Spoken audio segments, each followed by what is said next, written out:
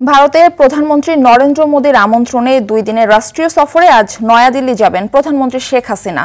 BJP নেতৃত্বাধীন জোট টানা তৃতীয়বারের মতো সরকার গঠনের পর ভারতে অন্য কোনো দেশের সরকার প্রধানের এটি প্রথম দ্বিপাক্ষিক সফর। বিমান বাংলাদেশ এয়ারলাইন্সের একটি ফ্লাইটে দুপুর 2টার দিকে শেখ হাসিনা ও তার সফর সঙ্গীদের নিয়ে হযরত শাহজালাল আন্তর্জাতিক বিমানবন্দর ত্যাগ করবেন।